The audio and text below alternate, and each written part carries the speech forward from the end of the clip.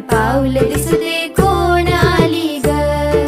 पिवळी साडी पिवळी चोळी अंगी लेऊनी, वैभवाचे साज सारे गळा घालूनी, कोल्हापूरची महालक्ष्मी दारी आली ग. उंबरठ्यावर पाऊल दिसते कोण आली ग. उंबरठ्यावर